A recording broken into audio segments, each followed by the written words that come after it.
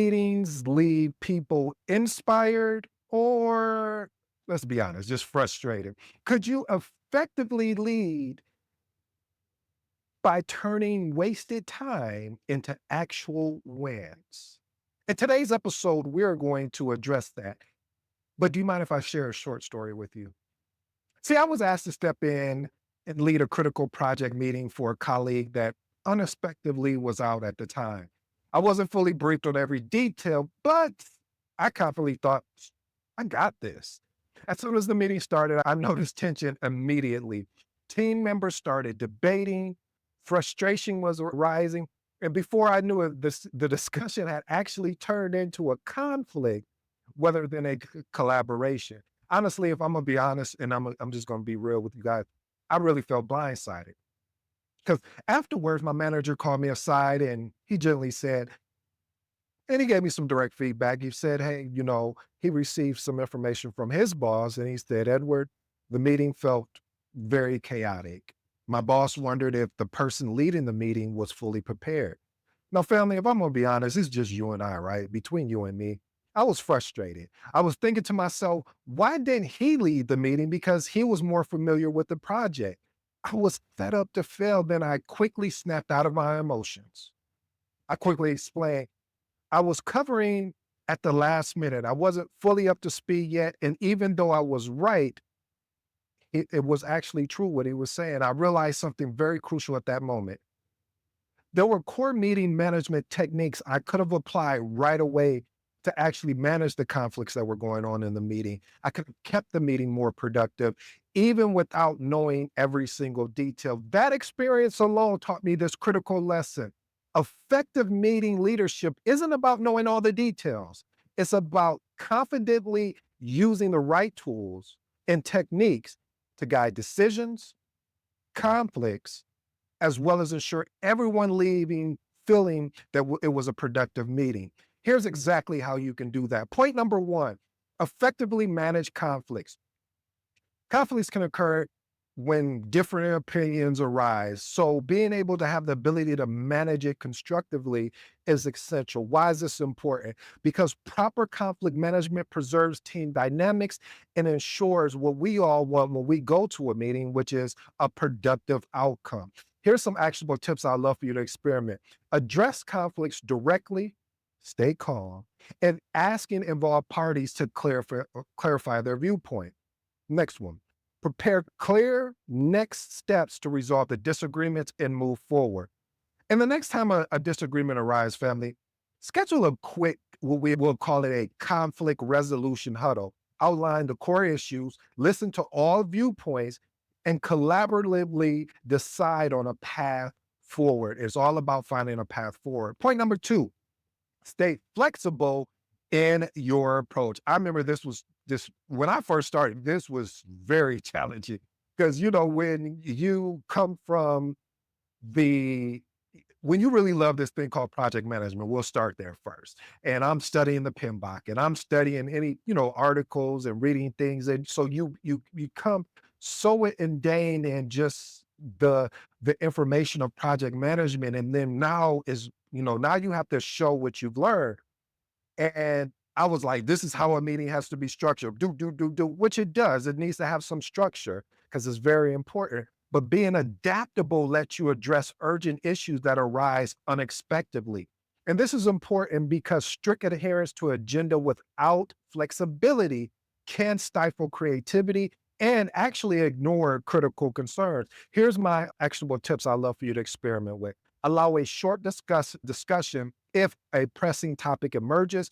Otherwise, schedule a follow-up meeting. That's key, family. Scheduling a follow-up meeting, unless, again, if these are pressing topics.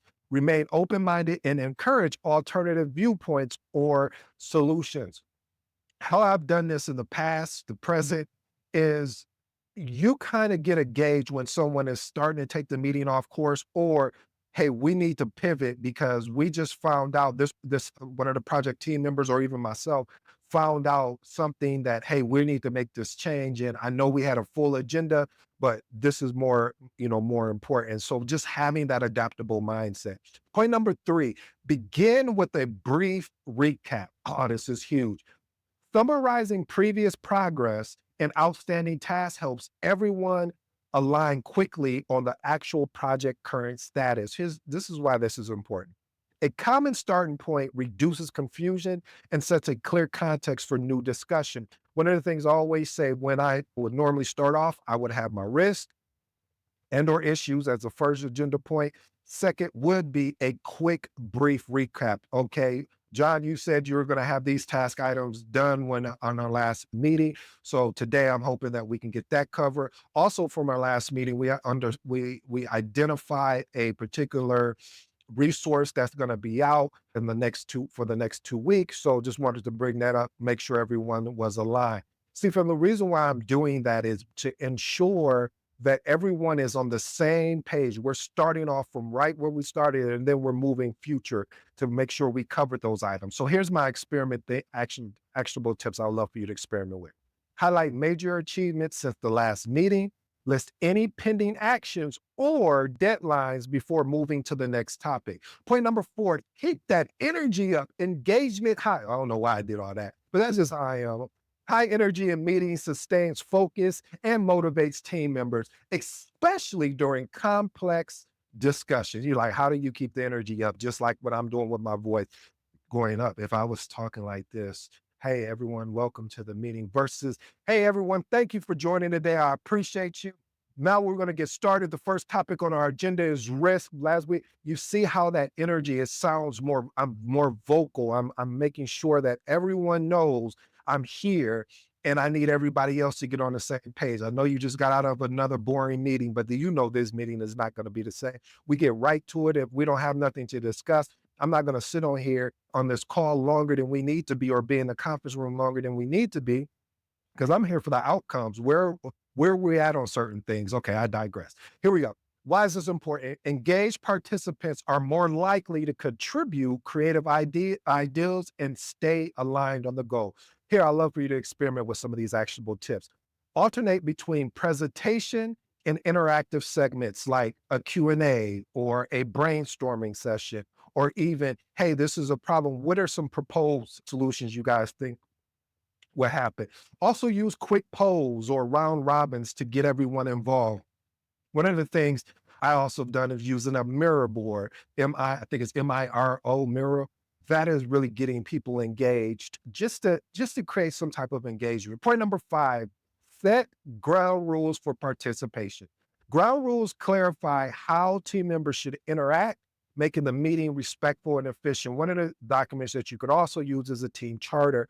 That is a really a great document that I've used in the past.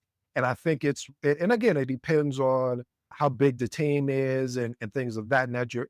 And if you feel comfortable with it and and it's going to take a couple reps to understand how that team charter works. Some people say, oh, it's just straightforward. Well, you'll see when people start adding on all of these different things. You're like, wait a minute, we got to keep this concise enough where we can hold each other accountable and it's not a 10-page or we're not writing a book here. So anyway, have agreed upon norms, whether it's, hey, when someone is talking, we're going to be respectful and we're not going to have side conversation. We're going to have one speaker at a time. We're going to make sure that we start on time and we end on time. These are things are just agreed upon norms. And this is what keeps meetings on track as well as foster inclusivity. Here's some actionable items I'd love for you to experiment with. State the rules at the start, such as muting while not speaking in a virtual meeting. And one of the things I love using, which is called a parking lot. What is that?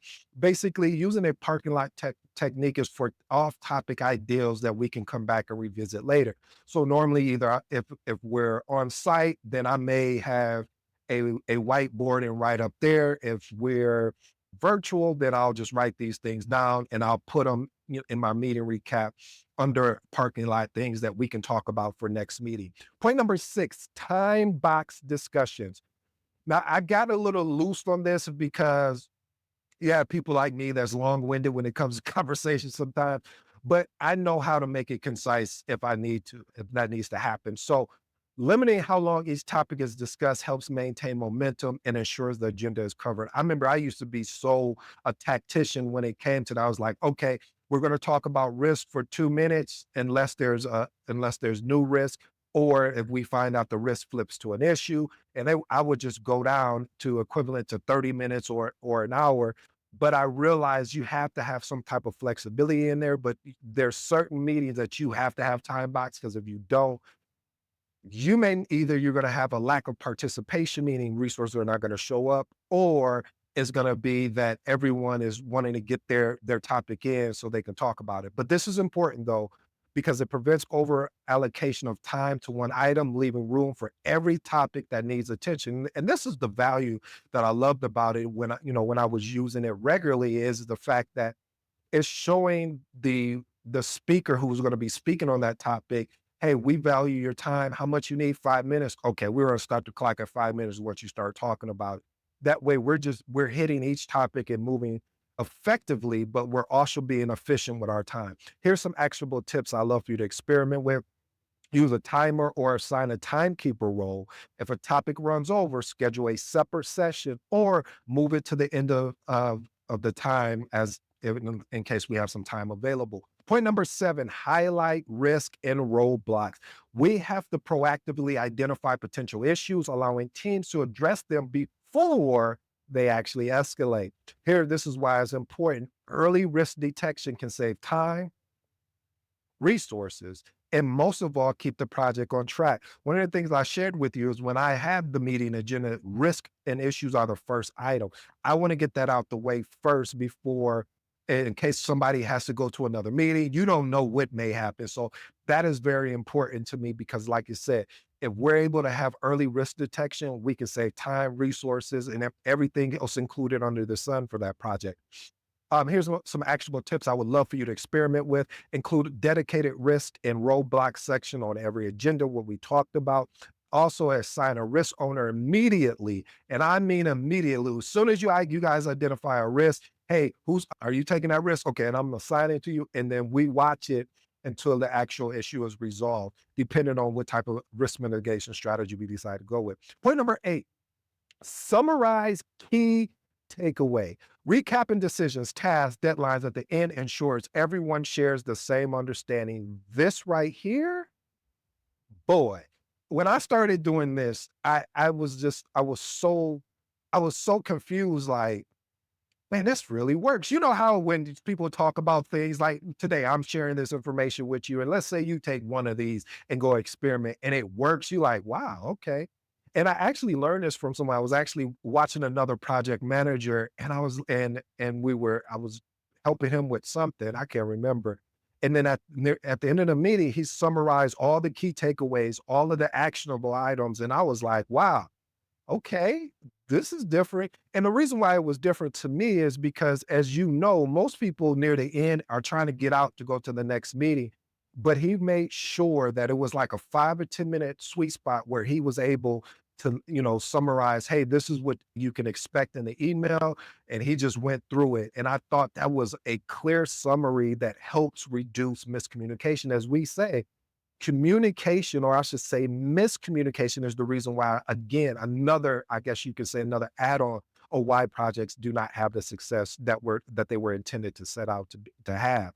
So, and it provides immediate reference points, especially if these are recorded. A lot of people started getting nervous when we started recording meetings, because now you can't say, oh, I didn't catch that, or I didn't know that. Not only am I summarizing the key takeaways, I'm also sending you an email and you have a recording. So what are we going to say now? All right, let me get back. Let me get to my actionable points that I would love for you to experiment with. Number 1, verbally reinstate the top 3 points or actions that have emerged. Number 2, encourage attendees to confirm or correct your summary before the end of the meeting. And that's another key takeaway, is that maybe you wrote something down, or let's say you're using an AI type meeting recap and it captured something, and then someone else comes on. This is what you want to happen, is that one of the project team members or stakeholders say, well, no, that's not correct. We're actually going to do this. And you're like, great. So this also opens up the dialogue between you guys. Point number 9, follow up with meeting minutes, as we say. Now, I went back and forth with this, and I'm going to explain why. So for me, I used to always do it right after the meeting. And I started experimenting, just like I always tell you later in my career, I started sending it out within 24 hours because what happens is if you send it right after the meeting, I've seen where people did not really look at it.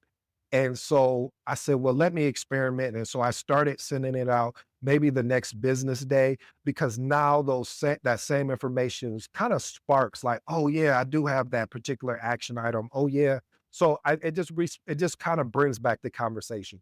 Here, let me explain a little bit more. So documenting discussion points, decisions, and action items, keep a record, helps hold people accountable. Written meeting minutes serve as a reference, preventing any task slippage, and also clarify any confusion post meeting. Here's my actionable tips. Like I said, send out a meeting notes within 24 hours, tagging owners in a shared document and or email. Emphasize the next meeting date or deliverable timelines in bold or highlighted form. One of my tips I'm going to give away for free as this is, but it makes sense. And I learned this from actually somebody, a writer I think they wrote, who did they write for? I can't remember. I don't know if it was the Washington Post or whatever, but that doesn't matter. The context of this is that they talked about the fold. And most of the time when people read something, sometimes they don't go beyond what they call the fold.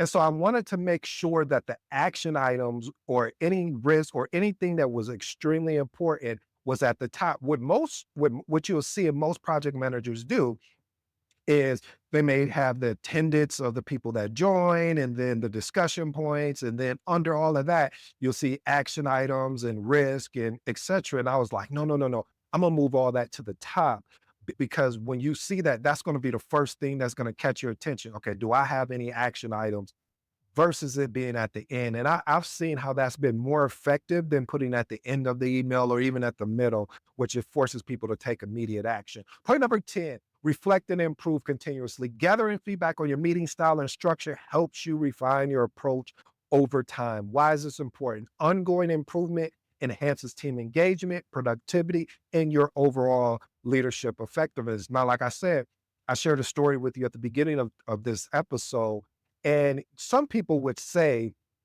well, that's not your fault. I mean, you were helping someone else out. Why this person couldn't have stuck it? And, I went through all of that and I realized I'm glad it happened to me. And I know that may sound ironic, but I am because it showed me that as a project manager, you're going to be put in situations that you are not going to be prepared for, but there is a certain structure or a outline that you can leverage, which we've kind of covered here today. You can always diffuse conflict by saying, hey guys, if we continue to go on like this, I'm going to either have to stop the meeting and I got to meet with you guys one-on-one to figure out what's going on. We may not have an agenda because we don't know what's going on, but we can go around the room and say, hey, what action item did you have, John? Sally, what action item did you have? So there's certain things that we have control over. Now, there's certain things we don't have control over. So it's all about controlling the controllables. All right, here's my actionable tip. Like I said, ask for direct feedback or send a quick anonymous survey for reoccurring meetings. Experiment with new techniques, different meeting formats, and measure whether these actually improve the outcome of the meeting. Here's my final thoughts. Remember, family, successful project managers don't just hold meetings, they drive outcomes. Here are 3 powerful habits I would love for you to experiment immediately. Like we talked about, effectively managing conflict, tackle conflict proactively and constructively. Every disagreement is an opportunity to build a couple things here: trust, clarity, and a much stronger team dynamic. Number 2, stay flexible in your approach. Remember, being able to embrace flexibility when conditions change, confidently adapt your strategies and empower your team to respond effectively, keeping your project on track. And the last and final one, reflect and improve continuously. Commit to continuous reflection after every meeting. Take a moment to assess, hey, what went well in this meeting? What didn't go so well in this meeting, and start taking small changes to pivot.